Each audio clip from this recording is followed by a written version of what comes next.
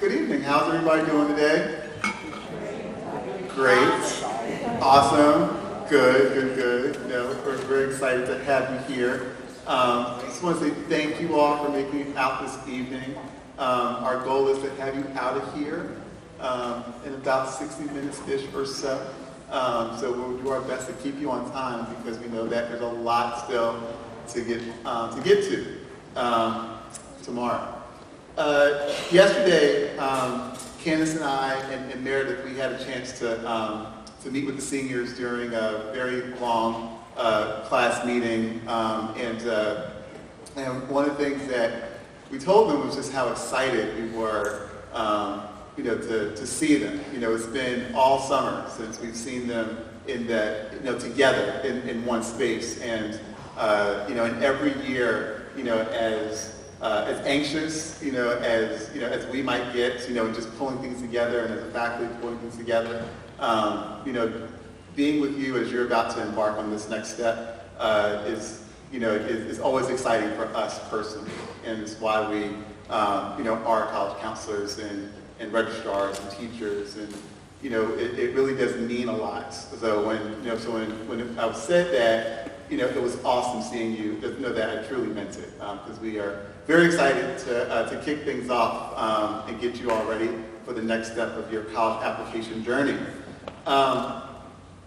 The purpose of tonight's program is, as the title implies, it is nuts and bolts. We've spent the last couple of months, helping you explore your college journey, deciding, figuring out what interests you might have and how they might match with different schools, and just thinking about those next steps for life after Sandy Spring.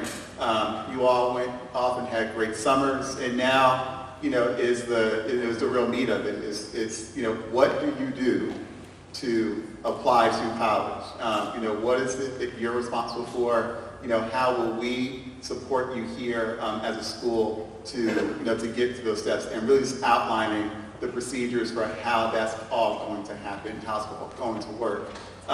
Parents, I'm not sure how many of you are doing this on repeat, whether it's helping an older child or helping a friend's child or helping a niece or nephew. I think that that one of the things that you will attest to is that there are lots of working parts to make this happen. And while this is the first time, as students that you will be applying to college, know that with all of the the work that you've done up till now, especially in the last couple of days with trying to figure out what classes you're going to be in, and doing every possible nice thing for Meredith so that she gets you into the schedule that you want to have. That's not true. That evening were not nice to me.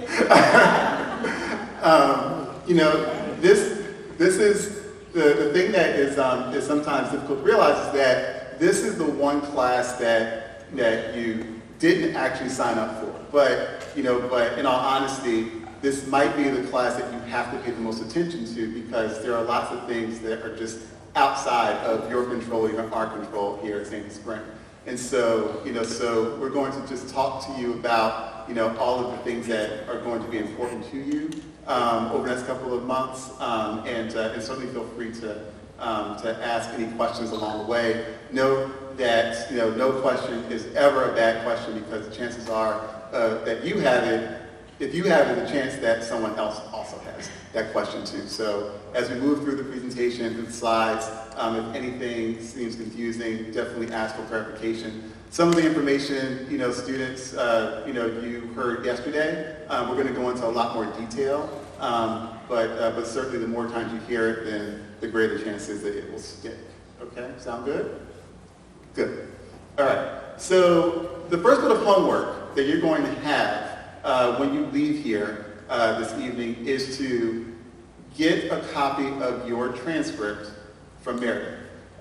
We have copies of them here. They're in envelopes labeled with your name on them. Your job is to, over the weekend, over the next week, is to review your transcript in detail.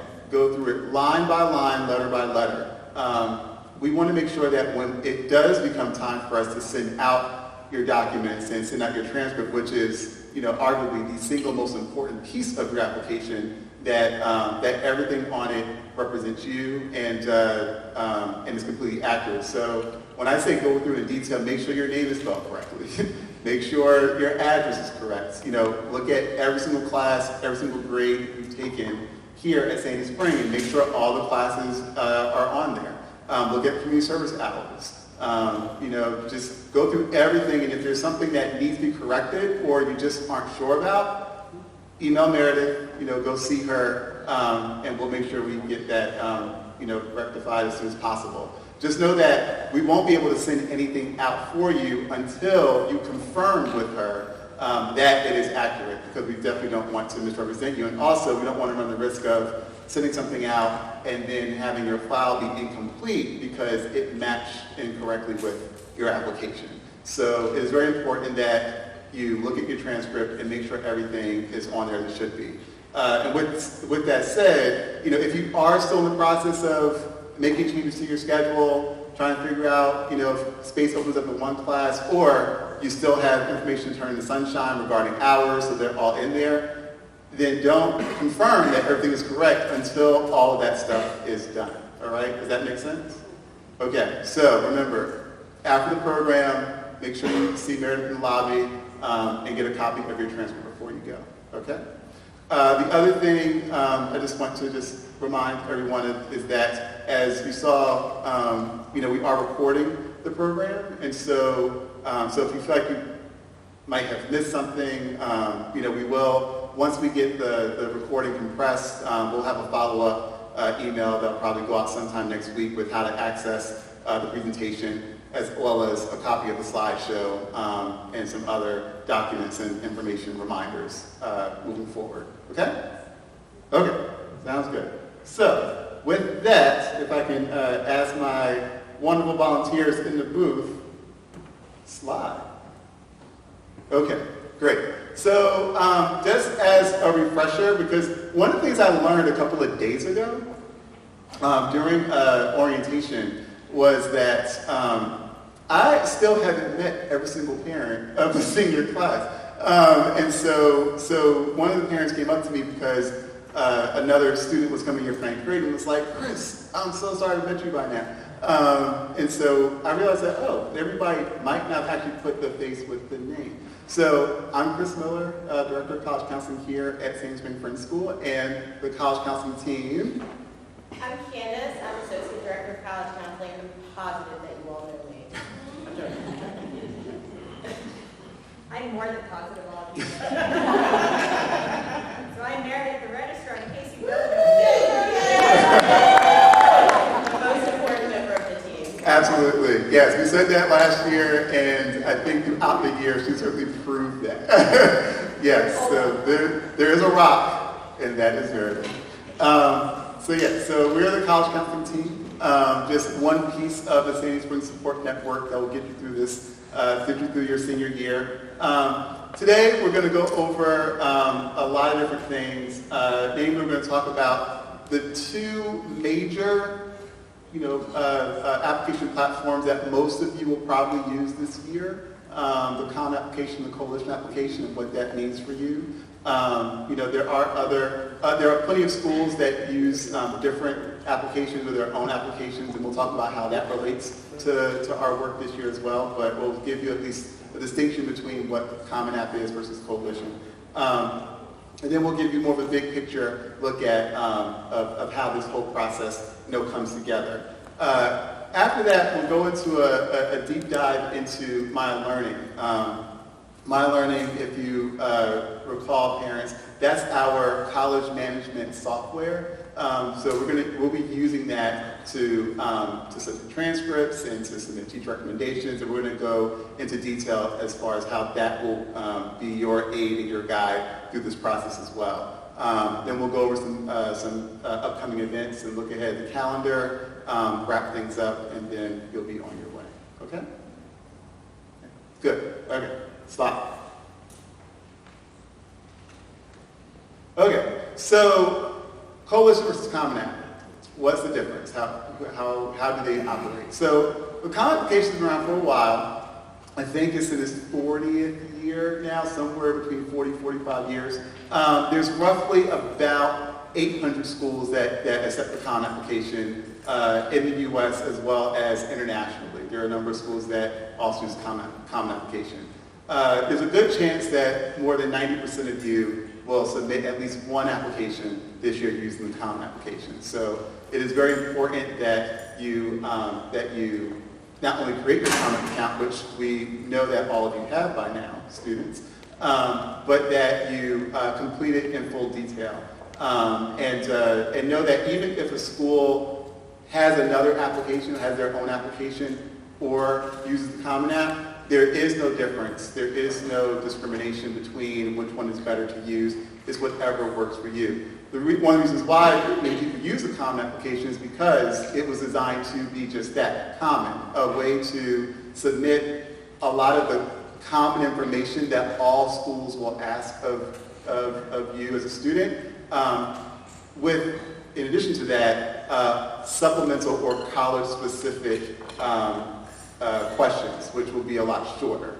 And so, so it's meant to help you, reduce a lot of the work, have to use, you're going to be using some of the same essays and also the same information from the application. So that's why the Common Application was initially started, to help make it easier for you. A few years ago, maybe 5 or 6 now, there were actually a number of Common App schools that came together to form the Coalition for Access, Success, and Affordability. Really, it was just designed to give students another option for submitting, applications. Again, whether you use Common App or whether you use Coalition, it does not matter. The platforms are a little different, however, and so when you think about which application you should use, just think about, look at both of them, look at the formats, and see which one might be easier for you. Also, take a look at how many of your schools accept one or the other or both. If you find that you're applying to 7 or 8 schools and 6 of them use the Coalition but only 4 of them use Common App, maybe use the Coalition because it'll reduce the work. If you find that 9 of your schools use Common App and only 2 use Coalition, maybe use the Common App for most of your schools, and then use Coalition if you feel like you need to. One important thing that you need to know is that the University of Maryland, if you are considering applying to the University of Maryland, you have to use Coalition because that is their only application source. So if you have 10 schools on your list and one of them is Maryland and everything else uses Common App and then you only have Maryland for the Coalition, you're going to have to do both. Because you're going to use the Coalition to apply to the University of Maryland. Okay, and we'll also go into more detail later on when we start digging into Maya Learning and how the submission process works, as to how that will work as well. Okay. Slide. Okay. So essentially, the application process, operates in 3 different parts. Okay. There's the student, the primary, the person who is actually applying to college and will decide where they will go and spend the next couple of years of their life. Then there's the support networks. There's the parent as well. You've got them this far. No need to let them go now. It's definitely going to be there to help them along the way. And then there's Sandy Spring Friends School. Your college counselors, your teachers, administrative support staff, and together, we will band together to help you complete, submit, and get you through the process. We all have individual responsibilities here, of which we'll talk about in greater detail. But just know that there's lots of moving parts and lots of working parts here to help get you through and apply to college. Okay. So, some of your student responsibilities, all right? I already told you number 1, which is get your transcript when you leave here, okay? Review it, confirm it is correct, and when it is correct, confirm it's correct with Meredith, so that's one thing that you can check off your list, okay? The next thing is your teacher recommendations, all right? back in the spring, when Candace and I were, met with you all throughout the second semester, one of the conversations we had with you at some point was about, who might be your best recommenders for college. And we strongly encouraged, in some cases directed you to go and find that teacher or teachers and start the conversation, right? Get it on their radar, see if they had any questions or concerns about writing a recommendation for you. And many of you did that, and we were very excited and applaud you for that. If you have not done so already, your job is to reconnect with them, okay, and just make sure that they're going to continue writing your letter. If not, they may have already written your letter already, okay? So that's one thing you need to do. If you have not reached out to a teacher as of yet, please do that by next Friday, okay? So that if they have not started writing letters for you, or this is the first time they've heard of the idea of writing a letter for you, that they have adequate time to do a good job and write a very positive and substantial letter for you, okay? So, mark it on your calendar for next Friday, all right?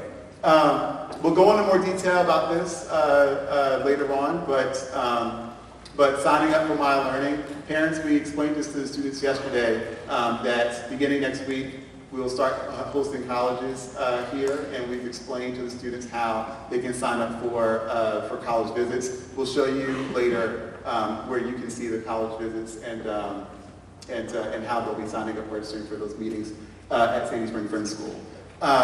If you haven't been checking already, on the College Counseling website, whenever we get information about local events that either a college or a group of colleges might be hosting in the DC area, we will ask Margaret in the communications office to post that on the College Counseling website so you can see who's coming and register RSV for it and put that on your calendar. Those are also great opportunities to connect with college reps and get information, particularly if you have not been able to visit a school, or if you are going to see a school and you want to get maybe a little preview of what you might find out there. And then also begin to schedule again visits to colleges you're looking at to either affirm or maybe take off colleges that you might be interested in or might not be interested in anymore as you're starting to narrow down your list. Okay? Any questions about that? Okay. Okay. And then student responsibilities, okay? Start finalizing your list, okay? Beginning next week, Candace and I are going to be here and we're going to be stalking and we're going to be looking for you every second to start to have follow-up meetings this fall so that we can start to finalize your list, make sure it's balanced, make sure we're looking at, how, make sure we're discussing in detail, why schools on your list, and how we can maximize your chances for being admitted to the school. So some of you might already have your top 5 or your top 10 or your top 20, of which we will then help you narrow down. But this is the part where you're really starting to figure out, going from those colleges that you're considering to the one that you're applying to, and how that will evolve over the next couple of months. Is there a question? It's later. Later? SAT and ACT. Yes. Okay. Yes. All right. Not a problem. Okay. One of the other things that we'll go into a little bit more detail when we start digging into My Learning is just making sure that you mark on your college list the program that you're applying under: early decision, regular decision, and rolling admission, early action. When we show some of the graphics about how that looks in My Learning, we'll make sure that gets pointed out as to where you will do that and note that. SAT, ACT scores, for some of you, maybe even TOEFL scores, or Duolingo, or just English language proficiency scores.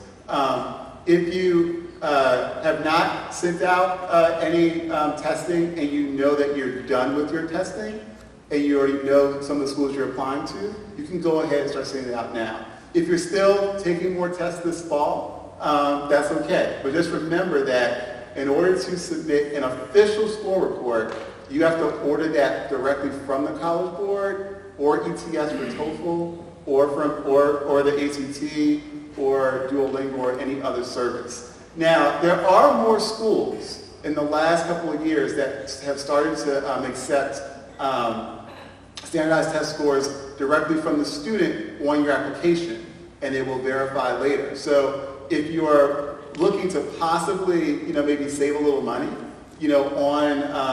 on the school reports, double check the admission requirements on the admission webpage and see if your school will allow or will accept self-reported scores. If that's the case, you don't have to order your scores to go from the College Board or ACT now, but you can do it later. But just know that that is an option for a lot of schools. Not most schools, but more and more schools are starting to take that as an option. And of course, if you're applying to any schools that are test optional and you are taking the option to not submit your scores, then you don't have to do that. As far as TOEFL goes, those always have to come directly from ETS. Okay, so they will not accept self-reported TOEFL scores if you fall into that category. Okay, does that answer your question, or do you have something else? Kind of, but I guess one would assume that we use to send official SAT report, score reports. Number one, we should meet with you first, before sending anything out. And then number two, it's done from the specific score website. It's done from the specific test websites, not through the common or. Okay. Exactly. Yeah, you have to sign into your portal, your account, and order the scores through there. And if you need help with that, like if you're trying to do it at home or you're trying to do it in a free period, and you're like, I don't know if I'm doing this correctly, just come find either of us, and we can help you, send your scores and make sure they go to the right schools. Okay? Okay. And then finally, when you apply to college, many schools will then give you an account for a student portal. Make sure you register, for the student portal, and then make sure you remember how to sign back in to the student portal, because that becomes an issue. Many times, that's where a lot of schools will keep you up to date with where they are with reading your application, or if anything is missing in your application. And sometimes they'll even give you your decision there, right? So they might not email you the decision in a letter. They might not mail you the letter or send you an email with the decision, but they might send you an email that says, your portal has been updated, please sign in, or your decision is ready, please sign in to view your decision. And then give instructions from there. So look out for those emails. And I will also recommend that when you do apply, and after you submit, and maybe you don't get an email in the next couple of days, check your junk mail. Because a lot of times, because these are from, I guess, kind of what some systems consider mass email addresses, then they automatically default into your junk email box. And so just be sure that you check all of your inboxes, before you start thinking, oh my gosh, I don't have that. And not all schools have portals, but you definitely want to try and make sure that if they do have a portal, you have an account with it and you know how to sign into your account. Okay? Okay. Questions? Okay. No? All right, good. Slide. Okay, so now I'm going to turn over to Candace, and Candace is going to give you an in-depth look at the amazing thing that is Maya Learning.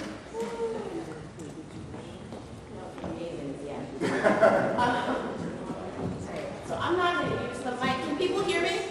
Yeah, I can hear you. Okay. Becca, can you hear me? Yes. Awesome. All right. All the way in the back. Awesome.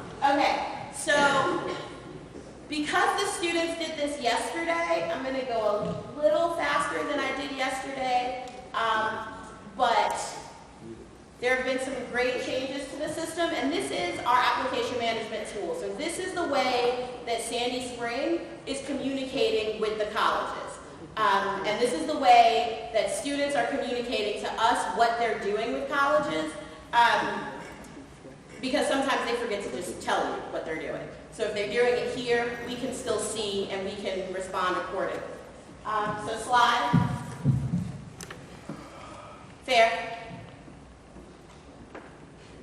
Slide. There it is. Okay. So it's simple. The website is mylearning.com. You're going to log in. Students are signing in, and I think everyone did it yesterday, but we're signing in, and we're signing in with our Google accounts. Everyone has an account. No one has to sign up for an account. Tech has made sure that that is happening. Next. And so you're going to use your Sandy Spring account. I know lots of kids have like 17 email addresses on their computers. You're logging in with your Sandy Spring account. Next. So the first thing students want to do, if some of you had a student last year when we first switched over to Maya Learning, it wasn't integrated with the Common App, which meant that students had to duplicate everything that they did in the Common App and in Maya Learning. Now they're integrated. I hate standing behind the podium. Is this better? Take it out. Okay. It's the simple things, right? Okay, so now they're integrated, which means that students, when they do something on the Common App, it automatically happens in Maya Learning. So when a student adds something to the Common App, it updates into Maya Learning, and they don't have to do it twice. But you have to sync Maya Learning and the Common App, and the way they do that is by clicking the profile button on their landing page. Next slide. And then at the bottom, under Application Systems, there's a little button that says Common App. And then it either says off or on. Hopefully everyone says on at this point, because we went through this yesterday, but if not, next slide. You click the button, and it takes you to the Common App, where you sign in with whatever Common App account you've created. It does not have to be your Sandy Spring email address. If you still haven't created a Common App account, and you know you're going to use the Common App, you should do that. You cannot integrate the account if you don't actually have a Common App account. Next. And it'll say success and take you back to Maya Learning. Next, where the button will now be green, indicating success. Any questions about that? It's fairly simple. I think most of the students did it yesterday. If not, this weekend is a great time to do it. Awesome. Next. All right, so what that does is two things. So if you see here, this is my test student Common App. I've got 2 colleges in there. And under recommenders in FERPA, it says your school uses Maya Learning, so you don't request recommendations through the Common App. What happens is you request recommendations through Maya Learning, they get automatic, when they're uploaded into Maya Learning, they're automatically uploaded for the Common App. So, much easier. What you can do, what you have to do on Common App still, is if you have a recommendation that you want either from a Sandy Spring staff member that is not a teacher, so if you want a coach recommendation, if you want a recommendation from someone you do community service with, if you're asking for a recommendation other than a teacher recommendation, or if you're asking for a recommendation from an internship or something like that, you still have to invite recommenders on Common App. That does not go through Maya Learning. Questions about that? Teachers that are no longer here? Teachers that is an excellent question. Who in the senior class can tell me what you do about teachers who are no longer here? No, not ask me for help, because you know what to do. What is it? Hoa, what is it? Ask you to contact them? Yes, so we have email addresses, we have contact information for teachers who are no longer here. We will give out the contact information, the teachers will email the letters to us, and we'll upload them. That was really bad, guys. We just went over it yesterday. Next. All right, so if you see here, once you integrate with the Common App, the schools that are in my Common App show up in colleges considering.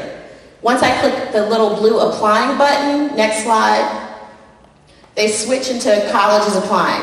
And here's where you can see the difference between a Common App school and a non-Common App school. So a Common App school, which was Goucher, automatically fills in the deadline. It automatically tells me how many teacher recs, what's the minimum number of teacher recs. it automatically tells me if I need a counselor rec. So all of that gets filled in automatically if you're using the Common App. If you look at Penn State, they have their own application on their website. You have to use the Penn State specific application.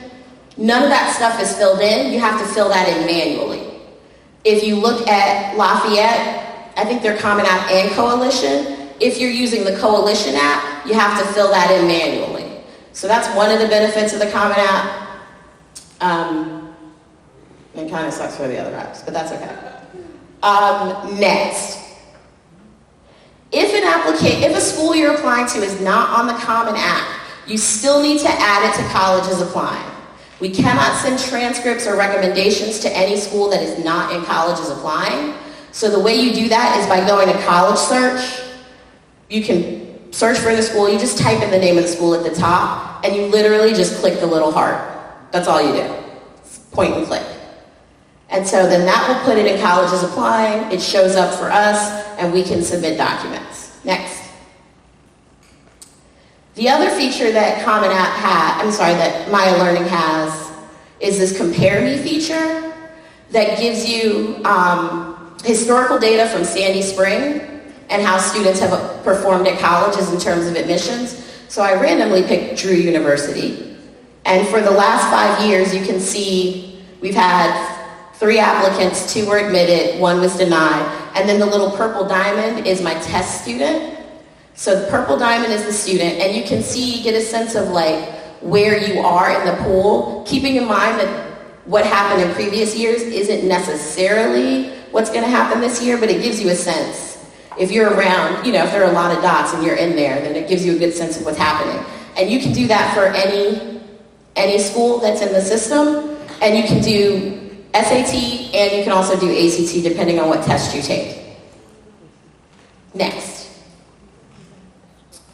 So this is how you request recommendations. It's fairly simple. Again, there's a list of all the teachers that are currently employed here. You literally just check the box next to their name, and then you check the colleges you want to send them to. Typically, you just want to check the box at the top that says colleges because you want a recommendation for all your schools. You can put your brag sheet or your resume in that little box with the cloud that says upload here, and that allows the teachers to be able to download it. You don't have to email it to them, you don't have to send it to them, they can just download it. And then you have to enter a note, I don't know why, but something like thank you for writing this recommendation. You click save, they'll get an email, and you have requested recommendations. Should this email, students, be the first time a teacher hears you want to have them write a recommendation? What should you do first? You guys sound so enthused. Okay, next. All right, so this is what happens. So this is what the student can see. The student can see, and parents if you have a parent account. The students can see the schools that they requested, the people they requested recommendations from, the deadline for teacher recommendations to be complete. You will see that that date is in advance of the November 1 deadline because we want to make sure that if something happens, we have time to intervene before things are due. And then you can see I have completed some recommendations, but not all. And then you can say, ooh, it's October 1st. Maybe I want to check in with Candace and see what's going on.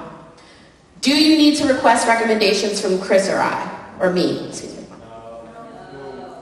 Maybe, ooh, I heard a yes. Do you need to request recommendations from Chris or I? No. Awesome, okay, next.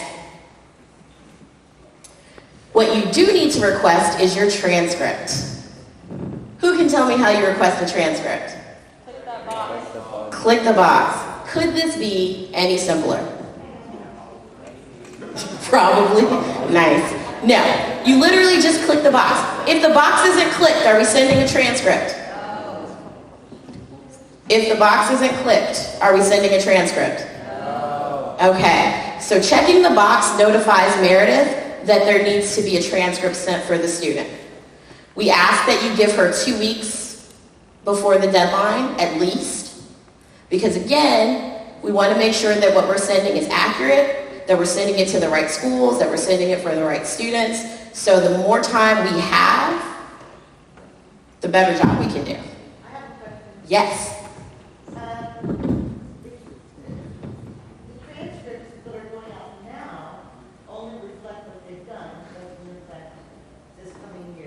That is accurate. And what happens next? That's a great question. So, the transcripts that we send out for November 1 deadlines are going to have grades up until the end of junior year. If you are a transfer student, we will include your official transcript from your previous school. They will also have your course listing for first semester. And then as soon as first semester grades are complete, we send those out. So they will see them before they make a decision. In the back, Fendi. What happens if we check the box and like, do we have to do that when we're finished with everything else? Is that like the absolute last thing? Like, could I check the box now? I'm gonna say, having worked with 17-year-olds, it should probably not be the last thing you do, because probably the last thing you do is submit the application. Typically, October 30th is a busy day. Like if I checked it today because I know I'm applying to a certain school, There is nothing wrong with there's that. nothing wrong with that. Okay. No. And also, just to that point, colleges will open a file for you when they get documents, so they don't need them in any particular order. So if they get your transcript and then your application, you will have a file already. Okay. They just need them all. Okay. Next. Registering for college visits. So, My Learning, we have a complete list of all the schools coming. We're at 106 colleges and universities, from Canadian universities to the University of Dublin to UC Davis to St. Mary's. 106 universities as of now are visiting between next Wednesday and Thanksgiving. I know it's going to be busy. To select a visit, you have a complete list, dates, times, locations. You just check the box. It's check the box. You check the box, it will generate for me a list of students who are attending that visit so that I can generate for your teachers a list of students who may be absent or need to leave early in order to come to these visits so that you will be excused. Are you excused if you don't check the box? Love it. All right, so you can see a full list. Next slide. Can I ask a quick question? Yes, sorry. It's hard to see from here. Can you go back? Can you go back? Are those visits all during the school day? They are all during the school day. So they're 8 a.m. to 8:40, 3 to 3:40, or during common time. Yes. I'm sorry, next slide. So once you check the box, if you click on visits I'm attending, it generates your own personal list of visits. So it generates your own schedule for you. Next. All right. This is out of order. There is more. But anyway, you should be checking your email. Colleges communicate through email. Colleges don't Snapchat. I know, right? So you should be checking your email. The worst thing I've ever heard a senior say is, I never check my email. It literally gives me chills. I've had students say things like, I never got my housing form. And then we check their email, and guess what's there? Okay? So checking your email often. It could be helpful to create like a Candace Ashton College at Gmail account that you use just for colleges. That's always helpful because you're going to be getting 1,000 emails. That might be helpful. If not, that's fine too, but check your email. As Chris mentioned, keep track of usernames and passwords. People use their phones, people use apps, whatever you're using. The other thing that's important is if you save your passwords in your browser, when you come to meet with me or Chris, please bring your device. Because the number of times, mostly what will happen when you have a question for me is I'll say, okay, let's log into your account. And if you don't know your password, if it's in your computer and you don't have your computer, I can't help you. All right? And then just ask the question. You guys are really good at like, I have a question, never mind. Not never mind, ask. Because we can't answer, we can't help you if we don't know what you need. Next one. We want you guys to be positive about this, right? But we also want you to be realistic. That's a hard balance to strike. But